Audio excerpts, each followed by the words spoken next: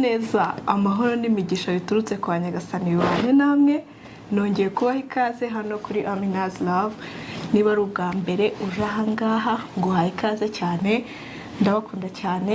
Uyu munsi rero nkuko mubibona ntago ndi njyenyine, ndi kumwe n'umwari mwiza, umumama mwiza ni umumama mwiza. Okay, byose gusa ni mwiza, arasa neza, yambaye neza. Reka tumuhe ikaze, tumuhe umwanya atwibwire. Karibu. Murakoze. Abashuje mwese abakunzi ba Amina's Love, amahoro y'Imana akomeze abane namwe. Amazina yanjye nitwa Sifa cyangwa Mama Amola cyangwa Amola. Nishimiye kubana namwe, turabakunda cyane. Tuguhaye ikaze cyane hano iwacu. Murakoze. Mumuhe ikaze byinshi cyane. Uyu munsi rero ndashaka yuko tuganira, twisanzure, ntitugire ubwoba, tubanze duhumeke tubijyemo neza. Ni ubwa mbere nanjye ngiye gukora ndi kumwe n'umuntu, ariko hari igihe nigeze gukora ndi kumwe n'umuntu ariko twari turi kwigendera, ntabwo ari nk'uko tubiturije bo cyane. Gahumeka. Uyu munsi rero ndashaka yuko tuganira ku bintu byinshi, ariko mbere yuko tubiganiraho nashakaga ko ubanza ukatubwira umaze igihe kingana iki hano muri Amerika, waje gute? Njye naje kuri green card. Murabizi abantu baza hano mu buryo butandukanye, ariko kubw'amahirwe iyo tumaze kugera gahunda iba ari ukuba umwe. Yego. Murakoze. Ndi umumama w'umwana umwe nk'uko nabivuze dutangira. Uyu ni umwaka wa kabiri, ni uwa kabiri muri Amerika. Njye ntabwo nageze hano ku buryo wenda bujyanye na green card. Naje njye n'umufasha wanjye twizanye. Rwari urugendo rutoroshye, ariko alhamdulillah turashima Imana twarahageze. Twavuye muri Afurika tugera Brazil. Urugendo rwo kuva Brazil tugera muri Amerika rwari urugendo rutoroshye. Uwo mukobwa wanjye afite ni urugendo rero afite amezi 2, turenga ibihugu 11, nta ndege, ari amazi, ishyamba. Mana Nyagasani. Nibyo, no kugenda mu nzira bisangwa nk'uko uzi impunzi zigenda nyine. Muri kumva yuko uyu mudamu tureba hano usa neza gutya, ibintu uko tuba tubireba inyuma atari ko biba byaragenze kugira ngo umuntu nyine abashe kumera neza, abashe gusa neza, nyine ibyo byose birenge tumubona ameze gutya neza. Ndi kumva urwo rugendo ari topic yihariye mu kuri. Byasaba minsi n'iminsi, nabyo ni samari, ntabwo waruvuga ngo ururangize. Buri gihugu kiba gifite ibyarwo byinshi, inzara, kwiba amafaranga, kuko ibihugu bya Amerika y'Amajyepfo aho twanyuze hose ni Spanish. Ntabwo biba byoroshye, ariko Nyagasani yaradushoboje, tuhagera amahoro, turashima. Ibyangombwa twarabibonye, Imana ishimwe cyane. turashima Imana. Ibintu by'urwo rugendo ndi kumva bishobora kuba biteye ubwoba, reka tube tubyegejeyo, tube tubiretse kugira ngo mood itaza guhinduka pe. Uyu munsi rero ndashaka yuko tuganira, ntabwo nshaka ko tugira topic yerekeye nk'ikintu kimwe gusa, ariko turi buganire muri rusange, kandi ibintu byiza byubaka n'abantu bacu bari burebe bakagira ikintu bari busangemo. Ikintu cya mbere nibaza nshaka ko tuganiraho ni ibintu bijyanye n'urugo cyangwa se n'urushako. Nyine ndagenda nkubazaho ibibazo by'amatsiko nibaza muri ibyo bintu, ubwo nawe uraza kudusobanurira. Nta kibazo, turafashanya. Ikintu cya mbere nibaza, umugabo mwabanye ni umunyarwanda cyangwa se ntabwo ari umunyarwanda? Ntabwo ari umunyarwanda, ni uwo mu burengerazuba bwa Afurika.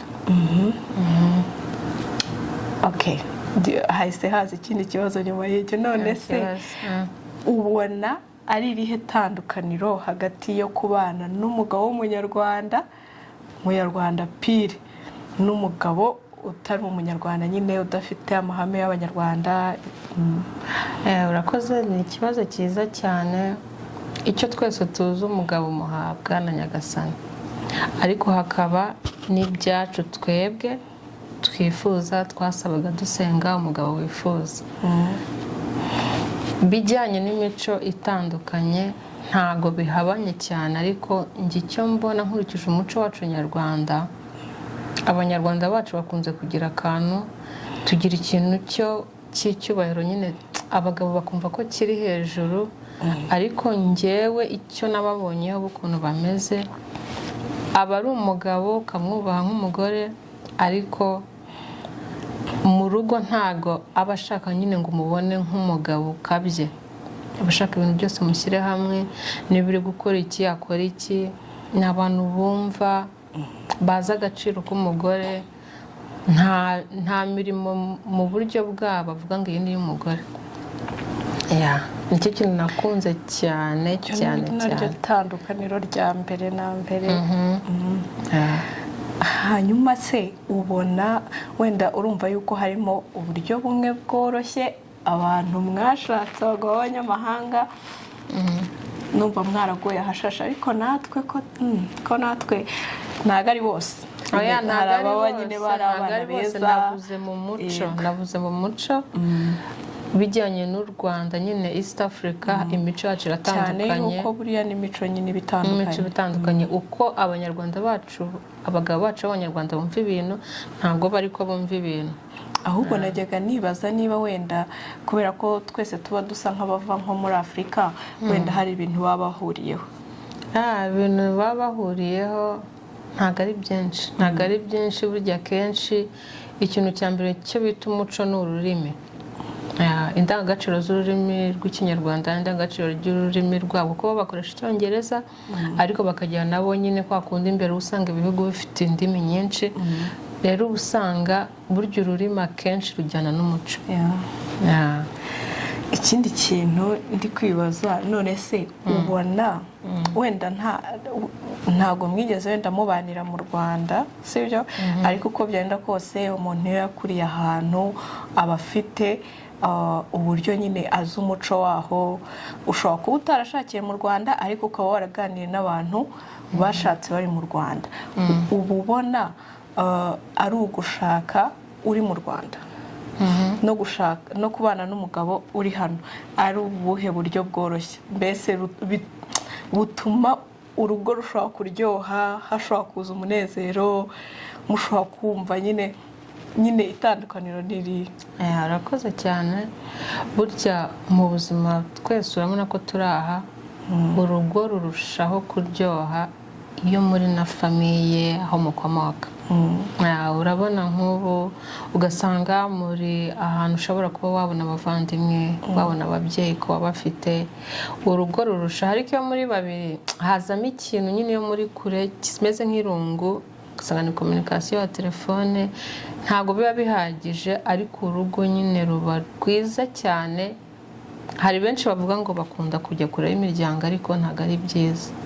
Nk'ahandi ugasanga abantu urabyaye ejo ugasanga umuntu ashakanye n'umwana kwa data wacu, ibintu nk'ibyo, kubera ko ni isi niho igeze, ariko urugo nyine rurushaho noneho kuba rwiza. Ruba ari rwiza ariko rurushaho kuba rwiza iyo ufite abantu bagushyigikiyeho, nawe afite abantu bagushyigikiyeho muri famiye, biba akarusho. None se wenda aho ngaho ni muri famiye ngari, ndi kuba mu rugo nk'ame, no kuba wenda dosipoze yuko famiye ihari, sibyo? Ubona ari hehe byoroshye, ari hehe nyine umudamu cyangwa se umugabo nyine akonsoma mariage neza? Ari mu Rwanda na hano ni hehe nyine ubona byoroshye? Njye uko mbibona byoroshye, tujya no ku iterambere. Hano nyine niho iterambere risa nk'iriri hejuru, ariko hano mba numva ari byo, nibyo njye mbona kuri njyewe, nibyo mbona, nkabona nyine niho biba hose urugo ruba rwiza ariko hano ngiye ku bwanjye babona ari byiza cyane. kubera niyo mpamvu mbona ari byiza iterambere hano mu mikorere, ibintu usanga byinshi mushaka gukenera mu rugo urabibona, ugakora ibintu byose ukabona nyine mu bushobozi bw'iterambere igihugu gifite mukabona mwe bukeneye, ariko hari igihe usanga nko mu Rwanda ari byinshi muri Afurika tutabona kubera nyine iterambere. Ariko icyo navuga cyose urugo rwose ni rwiza, ko wabayeho kose urugo ni rwiza, buri wese nyine avuga bitewe n'ahari. Noneho ikindi kintu nibaza, wenda sinzi niba naba ngiye kure ariko nta kibazo, wenda turaza no gusubira inyuma ho gato. Ubona ko akenshi hanze baravuga ingo z'ubu ntabwo ari nziza, abantu barashwana. Ubona nk'abantu tuba hano mu mahanga ari iki kintu gishobora gutuma urugo rutatubera rwiza cyangwa se tutaryoherwa? Kuko hano hari stress nyinshi, wenda impamvu twitaye ku rugo ni uko noneho urumva stress ziba hano mu mahanga, noneho iyo hiyongereyemo n'urugo rutari rwiza rutaguha ibyishimo, numva yuko noneho urushaho kudeprima cyane. Ni iki kintu ubona hano abantu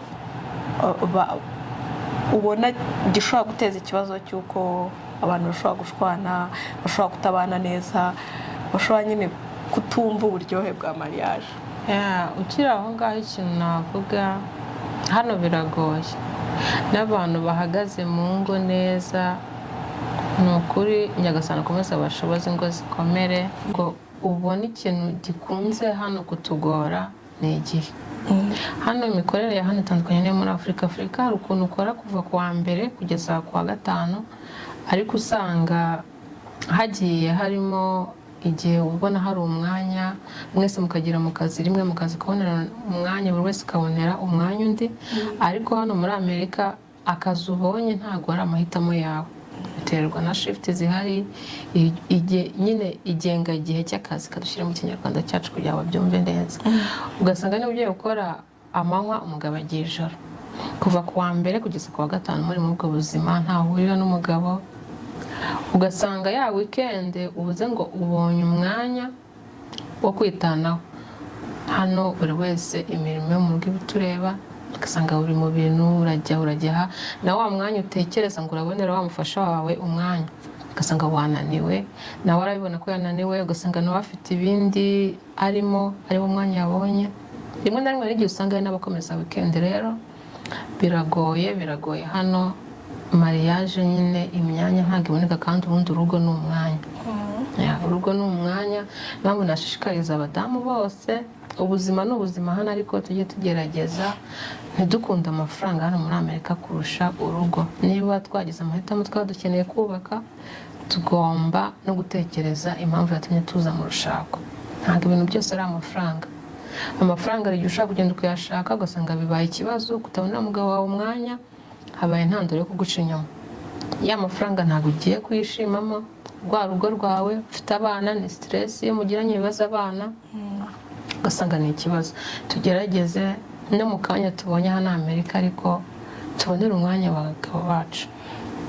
None se ikindi kintu ndi gutekereza, usubije neza cyane. Hano ikibazo cy'umwanya ntabwo rwose ntabwo cyoroshye pe.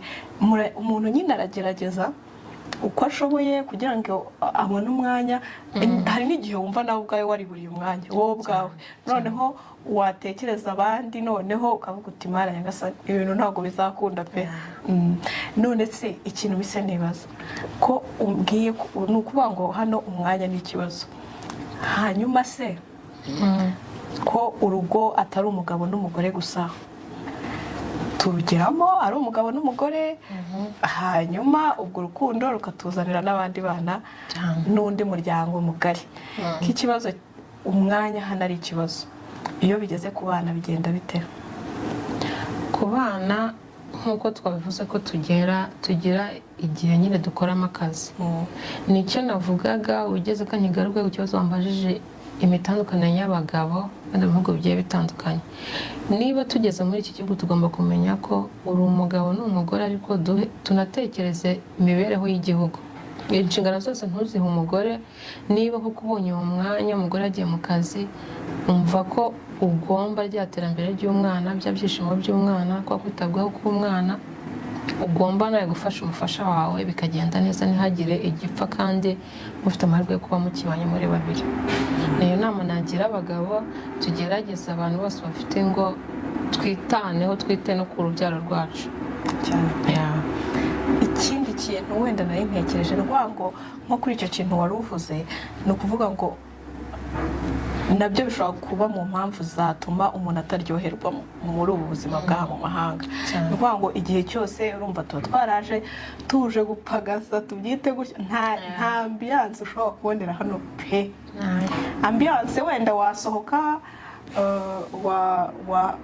wasangira n'abashuti bawe, wahura n'abantu mukinjoyinga, ariko ambiyanse yo kumva yuko uzicara mu rugo ukumva uratuje, umutima uratuje, ntibikunda. Ni ukuvuga ngo nacyo gishobora kuba mu bintu bituma abantu urugo rutabaryohera, kuba badafite ubufatanye, kuba badafatanya ngo bashyire hamwe, nyine ugasanga umuntu umwe niwe wahariwe inshingano. Icyo ni ikintu kigomba gukosoka, twese dufashanye, ntitwumve ko ibintu ari iby'umugore. Hari ibintu utaha umugabo, hari ibintu utaha umugabo, umugore hari imirimo yo mu rugo utaha umugabo, ariko niba ko dukeneye iterambere ry'abana bacu, dukeneye ko urugo rukomeza kugenda neza, twese ubuzima bwa hano turabuzi, icyo dusaba ni ugufashanya, icyo abona nawe yakora kidasuzuguritse, ko abagabo nabo guhabwa icyubahiro igihe cyose, ariko ntibibe ko umugore ari gukora ibyo bintu byose. Muraza ko twihanganira, hano hari ibintu biri gusakuza, ko mu kanya gatoya biraba bishize. Ikindi kintu ndi kwibaza, none se ubona ugereranyije mu Rwanda na hano, ari hehe abana bacu babona ababyeyi? Nk'uko twabivuze, hano biragoye. Ubuzima bwa hano ni amasaha. Mu Rwanda ushobora no kubwira abantu kakakonje, ari ukugira ukemure n'ikibazo, kwita ku bana, ubona hari ibitagenda neza, ariko hano n'umunsi umwe ushobora guhita ubura akazi. Ugatekereza bwa buzima bwa hano, ubuzima bwose ni ukwishyura ibintu byose, biba bisaba amafagitire, amabizi, rero ugasanga nta mpamvu yo kwicara. Rero usanga muri Afurika, nyine ko tubishyira Afurika, mu Rwanda niho byoroshye kurusha hano.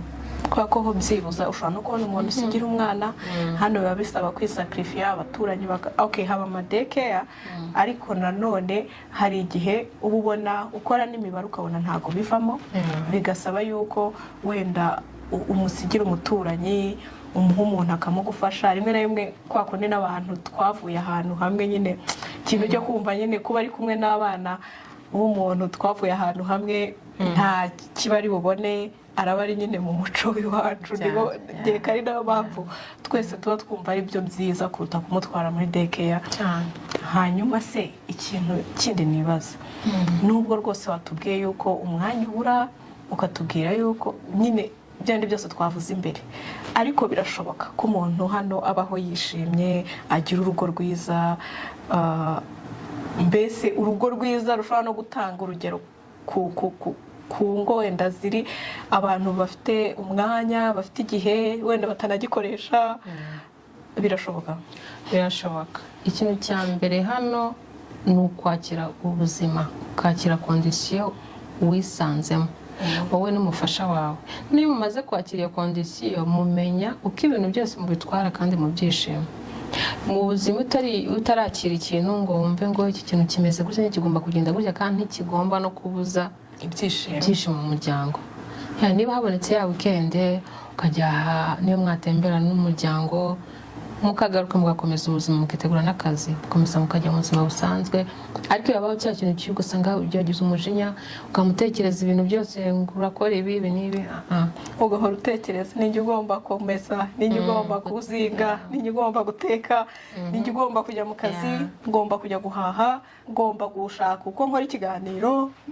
Ibyo byose rero iyo bije mu mutwe wawe ushobora no gusanga kwa kundi umuntu usanze yarwaye puresha, ibintu by'amadepresiyo byamufasha kubera ko ntabwo ari kwiha umwanya, ntabwo ari kumva ko ibintu nyine arimo ntabwo yakiye, ntabwo yabyakira. Ariko iyo wakiye ukumva ko ikintu ni uko bimeze, nyine uri muri Amerika, ubuzima buragenda gutya, nta nubwo ari na ngombwa ko umufasha wawe biba itegeko ko agufasha. N'iyo hari ibyo adakoze, menya ko ibisigaye nyine ugomba kubikora kandi wishimye, kuvuga ko nta n'igikuba cyacitse, urugo rurakomeza rukagenda neza, mukabaho mwishimye kandi ubuzima bugakomeza. Tugomba kugira amahoro yo mu mutima, ibintu byose tukumva ko nta kibazo, ibintu byose tukabyakira, haba mu bibi no mu byiza, ibintu byose wabyakiye nta kibazo kiba kirimo pe. Nk'uko muri kubyumva ntabwo biba byoroshye, ariko nyine umuntu we ubwe aba agomba gutuma ubuzima bumera neza, bworoha, kandi n'ubundi nta gihe na kimwe nkeka ubuzima buzigera bworoha ngo tubugendemo niyo ikibazo kimwe gikemutse ikindi kiraza, niyo stress y'ikintu kimwe ivuyeho iyindi iraza.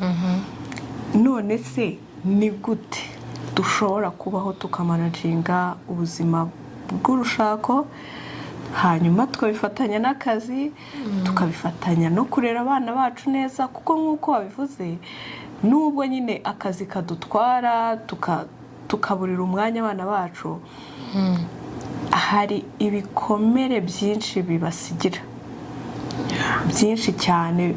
Nyine nicyo ngewe njya nkunda kuvuga nti mu bintu bya mbere bintera ubwoba ni ukuba nshobora kuzana umuntu hano ku isi hanyuma bikarangira nta kintu kizima muha, nkahugira kuri bya bintu njye nkeneye. Ndashaka kuzasaza neza, ndashaka kuzasaza mfite amafaranga, ndashaka gufasha iwacu, ariko umwanya wanjye wose nkawuha abandi bantu, sibyo? Noneho umwanya wanjye nkawima umuntu ngewe nafashe umwanzuro wo kuzana hano mu isi atanabigizemo uruhare. Rero ikintu mba nibaza ni iki kintu nyine dushobora gukora, ni ubuhe buryo wenda ntabwo turi aba expert muri ibyo bintu ngo tube tuzi nyine strategies n'izi, ariko byibura ni iki gishobora kudufasha kugira ngo tumanaginge ibyo bintu byose, stress, akazi, umwana, yewe natwe nyine twumve twihaye umwanya, twikunze, kuko ntabwo waba utikunze ngo uhe n'abandi urukundo, biragoye.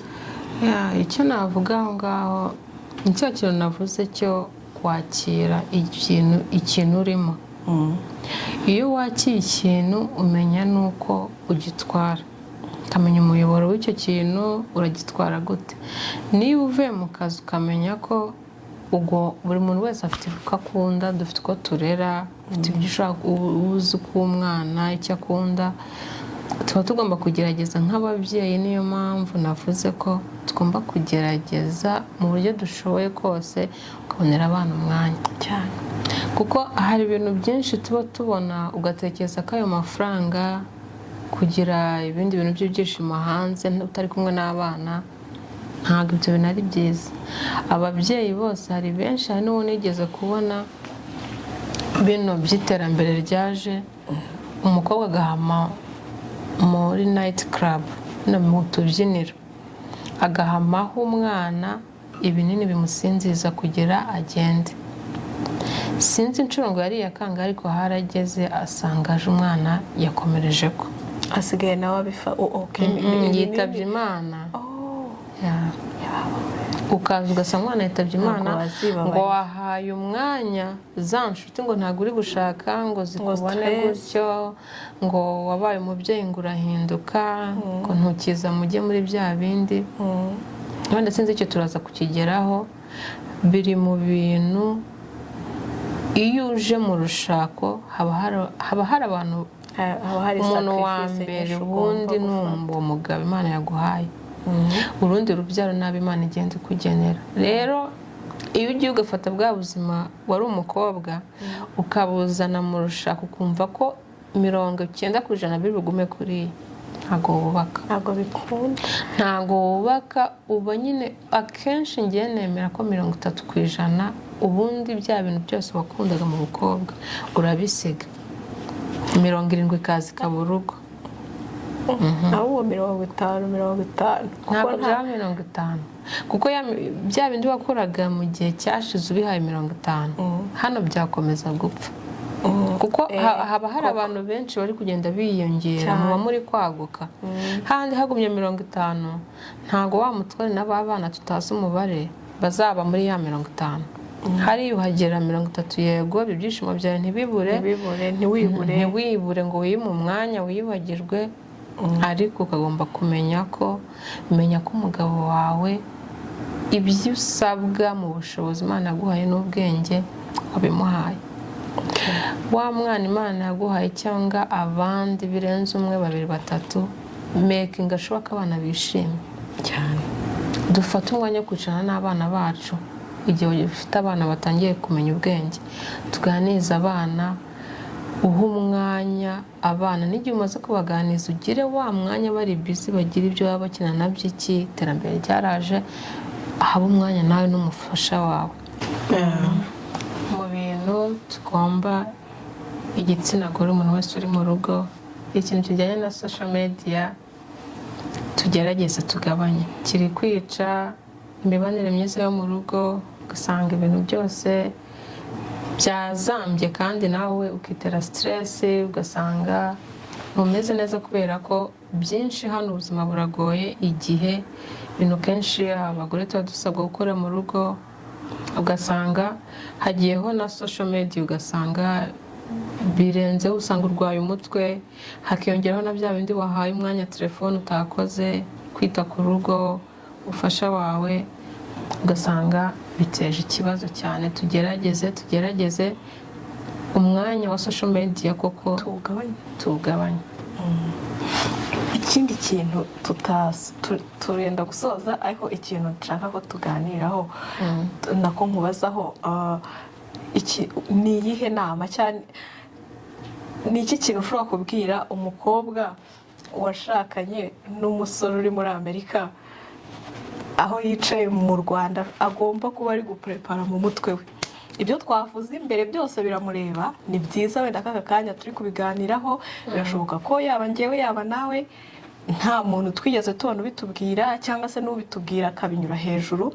aka kanya nyine nubwo turi kuvuga ngo social media ni mbi, ariko icyo twavugagaho nyine tuyiha umwanya, kuko biragira pe umuntu yavuga ati ngiye kujyaho 30 ugashiduka ugatangira ureba Instagram, ukavaho ukajya kuri TikTok, ukavaho ugahita bate buriya aha nani hahiye abajo ntibasohoye ikiganiro kamitegeho kureba, ugasanga wisanze amasaha 3 yose uyamaze uri muri 3 ni makeya sheri.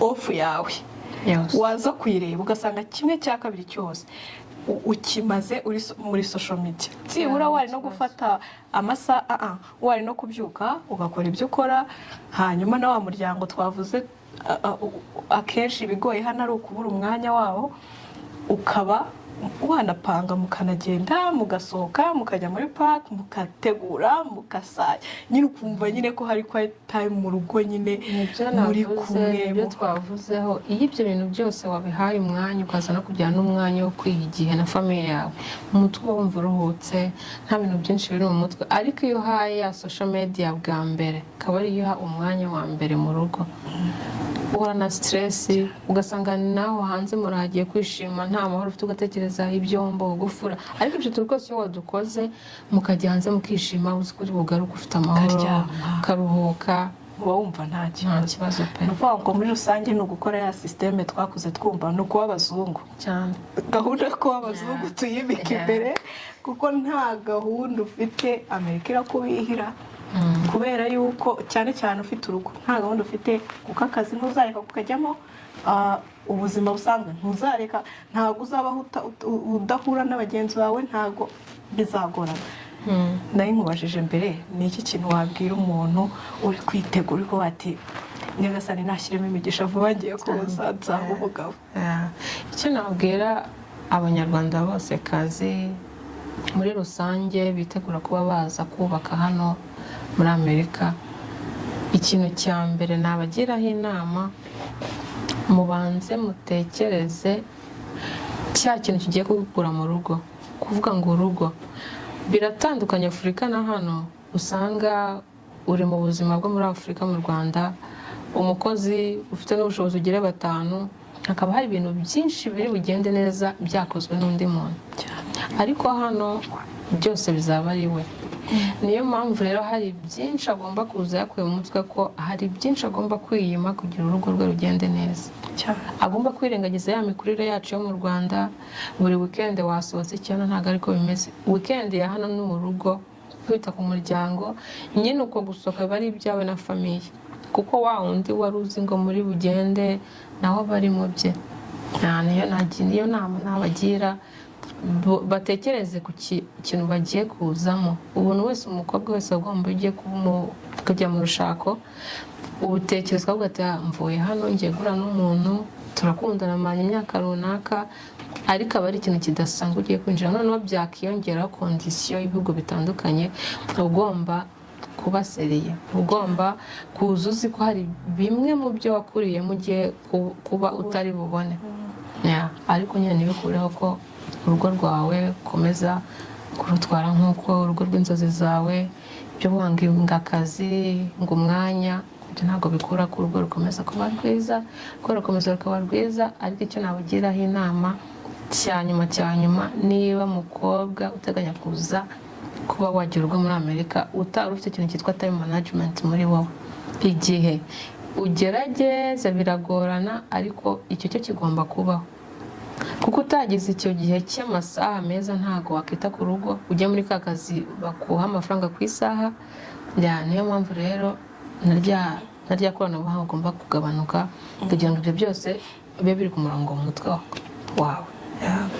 Cyane pe, ibintu tubwiye byo nibyo cyane. Ikindi nakongeraho ku bakobwa bazaza kubaka hano muri Amerika, uko twatangiye tuvuga ko Amerika ni stress, ni akazi. Abagabo banyu barifuza ko mukora ifaranga rikinjira, mukaza mukubaka n'ubuzima.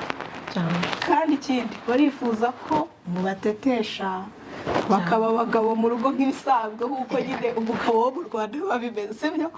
Ikindi nawe nk'umubyeyi uzaza ukibaruka abana, nawe urifuza ko abana bawe bazakura neza. Ni ukuvuga ngo ikintu cya mbere ugomba kumenya, hamwe n'ibindi byose ugomba nyine gukora inshingano nk'umudamu. Ugomba guhagarara mu mwanya wawe, ukavuga ku buryo nawe wakubaza ati iha amanota, wakiha 0 cyangwa ukiha 5 ku 10 cyangwa ukiha 10 ku 10, cyangwa se ukavuga ati yewe reka ntangire, reka duhinduke.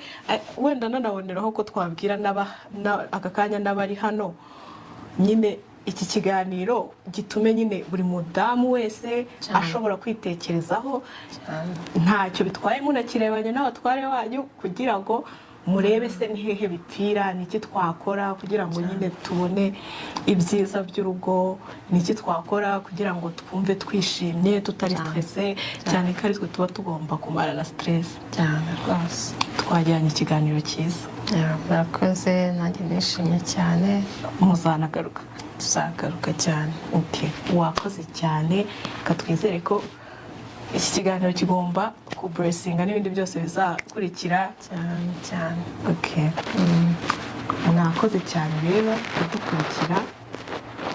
Nizere yuko ikiganiro twagize uyu munsi muri bugikuremo ikintu runaka, amasomo, guhinduka, kwitekerezaho n'ibindi byinshi. Buri wese biraterwa na situation aribo barimo. Mwakoze cyane kudukurikira, turabakunda cyane. Bye.